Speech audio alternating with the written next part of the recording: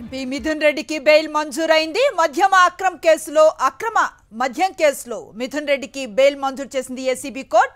July 20న Mithun రెడ్డిని పోలీసులు arrest చేశారు.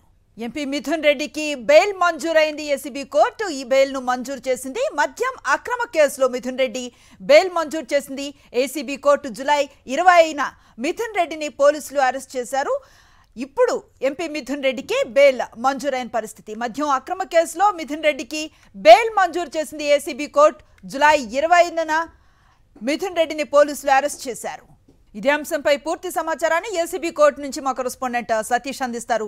సతీష్, అనుశ్రీ, వైఎస్ఆర్ కాంగ్రెస్ పార్టీ ఎంపీ మిథున్ రెడ్డికి ఏసీబీ కోర్టు బెయిల్ మంజూరు చేసింది. కొద్దిసేపటి కిందటే ఏసీబీ న్యాయమూర్తి ఈ తీర్పునిచ్చారు. మద్యం కేసులో అక్యూజ్డ్ 4గా ఆ ఎంపీ మిథున్ రెడ్డిని సిట్టు అరెస్ట్ చేసింది. మద్యం అక్రమ కేసుకు సంబంధించి మొదటి నుండి ఎంపీ మిథున్ రెడ్డి ఈ కేసుతో తనకు ఎలాంటి సంబంధం లేదన్నటువంటి వాదన వినిపించారు. విచారణకి వెళ్ళారు. కేవలం వైఎస్ఆర్ కాంగ్రెస్ పార్టీ అధ్యక్షుడు వైఎస్ జగన్మోహన్ రెడ్డి చుట్టూ ఉన్న వాళ్ళని టార్గెట్ చేసినటువంటి సందర్భంలో ఎంపీ మిథున్ రెడ్డిని ఈ కేసులో అరెస్ట్ చేశారు. ఇది ఈ కేసుకి సంబంధించి జూలై 20వ తేదీన ఎంపీ మిథున్ రెడ్డిని సిట్ అరెస్ట్ చేసింది.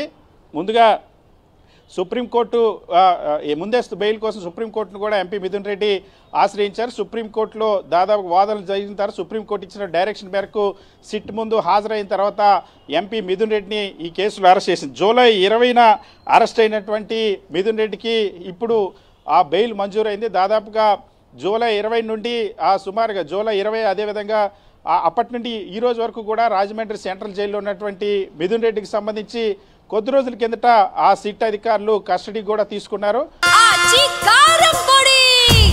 అదరగొట్టే కారం రంగు రుచి ఆచి కారం పొడి.